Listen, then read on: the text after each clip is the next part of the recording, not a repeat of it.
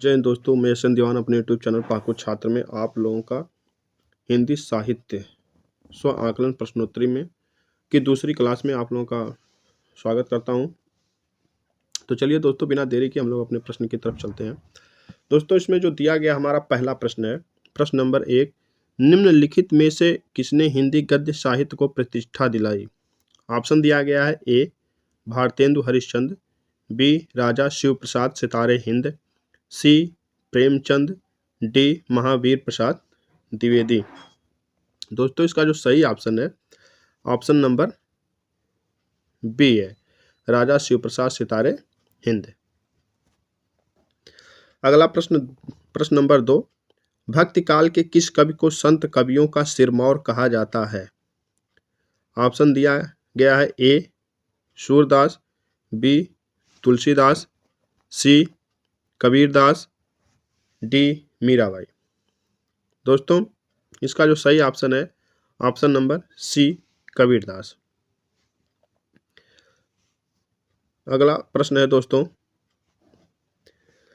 रासो काव्य की कौन सी विशेषता इसे अन्य साहित्यिक परंपराओं से अलग करती है?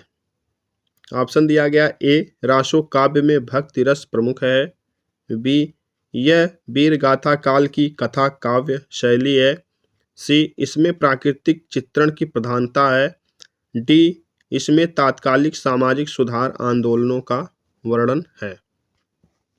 दोस्तों, इसका जो सही ऑप्शन है ऑप्शन नंबर बी, यह वीर गाथा काल की कथा काव्य शैली है। प्रश्न नंबर 4, भारतेंदु युग में साहित्यिक चेतना जागृत करने में किस आंदोलन ने मुख्य भूमिका निभाई?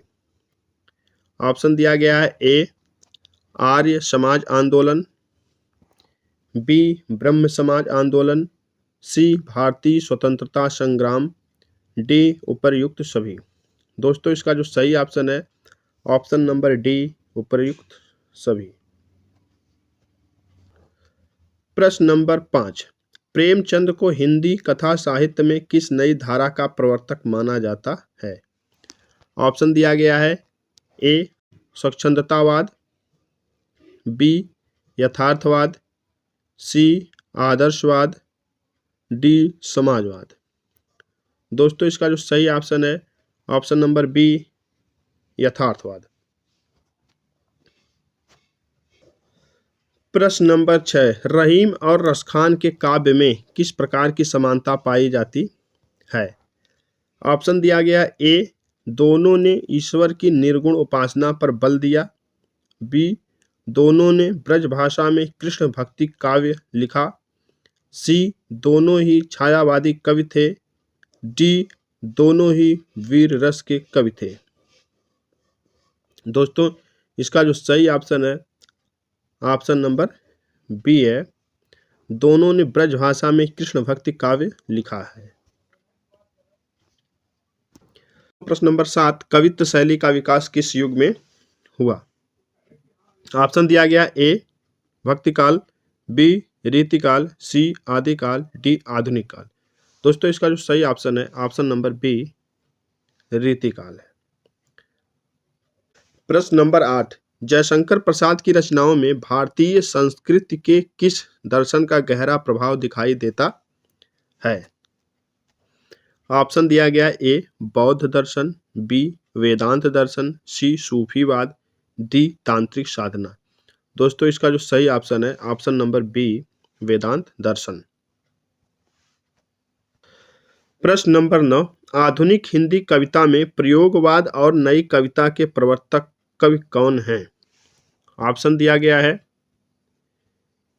ए सुमित्रानंदन पंत, बी नागार्जुन, सी आज्ञेय, डी भवानी प्रसाद मिश्र। दोस्तों, इसका जो सही ऑप्शन है ऑप्शन नंबर सी आज्ञेय। प्रश्न नंबर 10, रीतिकाल का प्रमुख उद्देश्य क्या था? ऑप्शन दिया गया है ए राष्ट्रीय चेतना का जागरण, बी राज दरबारों का मनोरंजन, सी भक्ति भावना का प्रचार, डी सामाजिक सुधार। दोस्तों, इसका जो सही ऑप्शन है ऑप्शन नंबर बी राज दरबारों का मनोरंजन। प्रश्न नंबर 11, महावीर प्रसाद द्विवेदी को हिंदी साहित्य में किस सुधार का श्रेय जाता है? ऑप्शन दिया गया है, ए गद्य साहित्य का विकास, बी काव्य में यथार्थवाद की शुरुआत, सी खड़ी बोली हिंदी को साहित्यिक मान्यता देना, डी छायावादी युग की शुरुआत। दोस्तों इसका जो सही ऑप्शन है ऑप्शन नंबर सी, खड़ी बोली हिंदी को साहित्यिक मान्यता देना। प्रश्न नंबर 12, हरिऔध की कविता प्रिय प्रवास को किस सम्मान से नवाजा गया?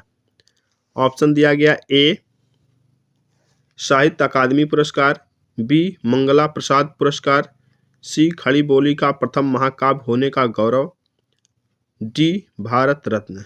दोस्तों इसका जो सही ऑप्शन है ऑप्शन नंबर बी, मंगला प्रसाद पारितोषिक या पुरस्कार। प्रश्न नंबर 13, रस को काव्य का प्राण मानने वाला कौन सा भारतीय आचार्य है?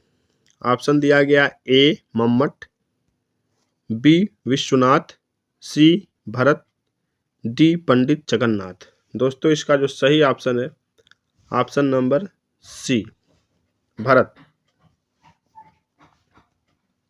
प्रश्न नंबर 14, पंचतंत्र को मूल रूप से किस भाषा में लिखा गया और इसका हिंदी साहित्य पर क्या प्रभाव पड़ा? दोस्तों इसका जो ऑप्शन दिया गया है, ए संस्कृत, यह हिंदी में नीति कथाओं का आधार बना, बी प्राकृत, यह हिंदी में जाति कथाओं का स्रोत है, सी अपभ्रंश, यह हिंदी में भक्ति साहित्य का प्रेरक है, डी फारसी, यह हिंदी में तिलिस्मी साहित्य का स्रोत है।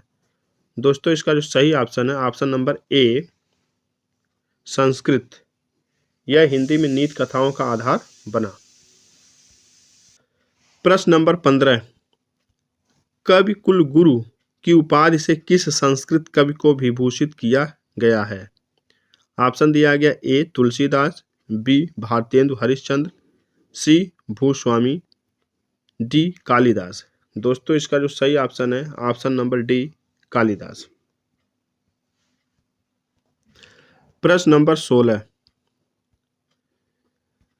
सूरसागर के रचनाकार सूरदास ने किस प्रकार के भक्तिभाव का चित्रण किया है?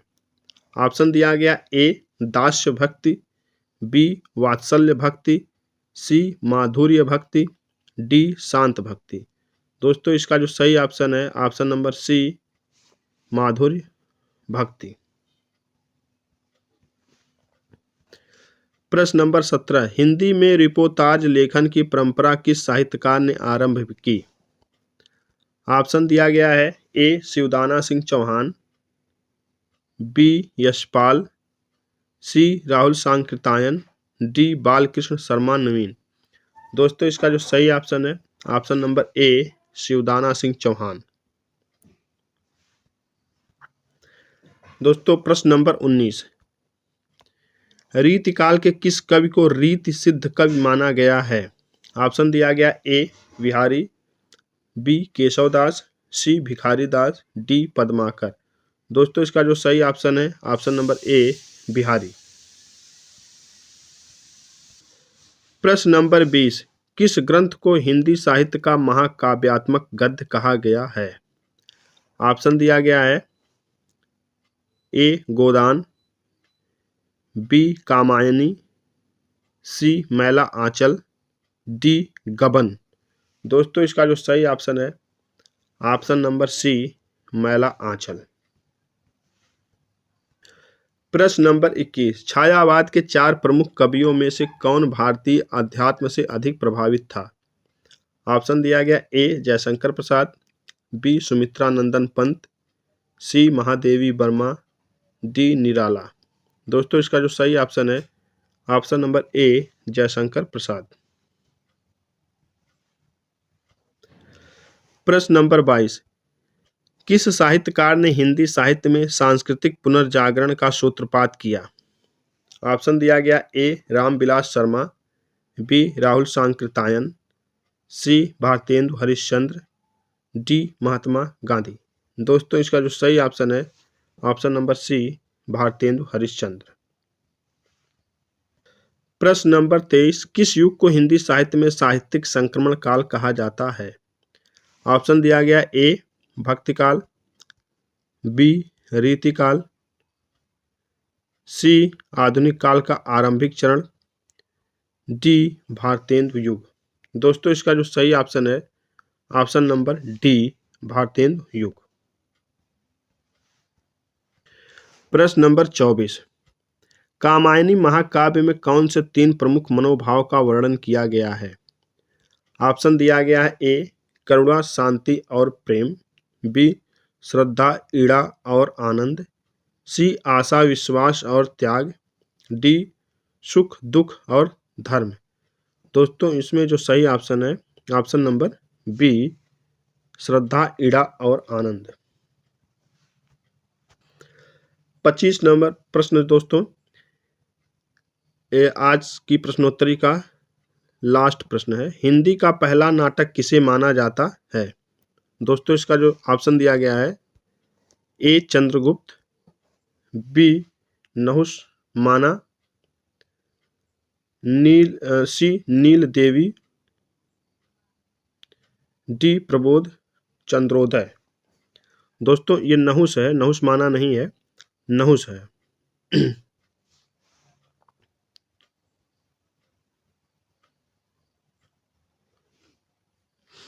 दोस्तों इसका जो सही ऑप्शन है option number B Nahush. Hindi का पहला नाटक किसे माना जाता है? वो है नहुष। हमारे चैनल को लाइक करिए और सब्सक्राइब करिए। दोस्तों मैं डेली इस प्रकार के 25 प्रश्नोत्तरी का क्लास लाता रहूँगा।